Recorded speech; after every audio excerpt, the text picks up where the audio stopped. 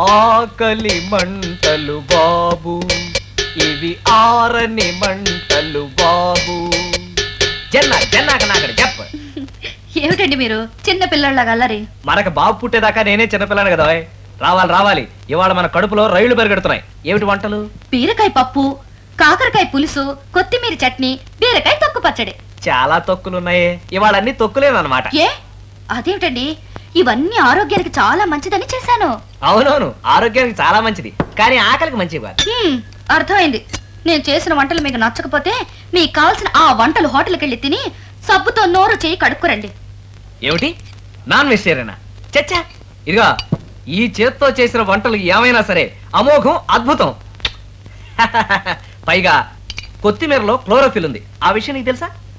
పైగా దాని రుచి కూడా పీతల కూరలాగా కమ్మగా ఉంటుంది. మా అమ్మ చేత్తో పీతల కూర చేస్తే అదుర్స్.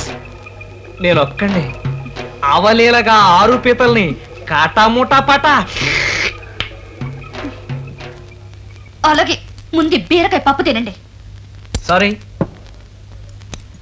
బీరకాయ పాలు కలిపి వండావు కదూ? అమ్మో, అద్భుతం. అలాగే మా అక్క కూడా చింత చిగురు రొయ్యలు కలిపి వండేది.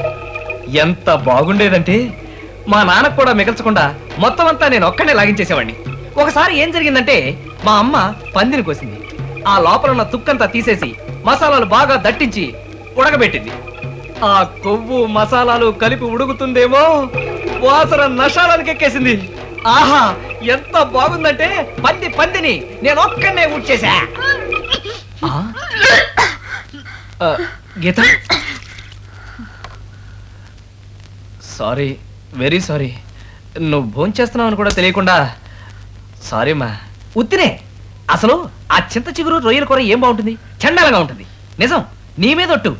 ఆ పీతల కూర మాత్రం నీచు కప్పు, అస్సలు బాగుండదు. I'm sorry.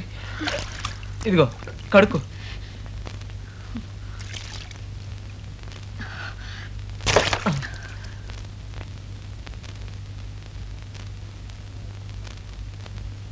ఎరా డేవిడ్, నీకు అసలు బుద్ధుందా?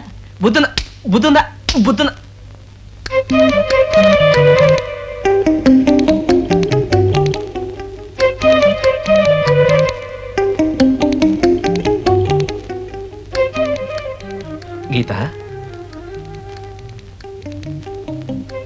ఏయ్ పాపా, మీ ఇంట్లో నిన్ను అందరూ ఇలాగే పిలుస్తారు కదూ? నిన్ను అనవసరంగా ఇబ్బంది పెట్టాను. ఏమిటో జిహ్వ చాపలేం, ఆపుకోలేకపోయాను. సారీ.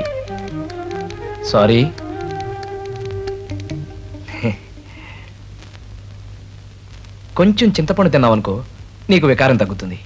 ఆ మిగిలిన చింతపండుతో నా నెత్తిన కొట్టావనుకో నీకు కోపం తగ్గిపోతుంది.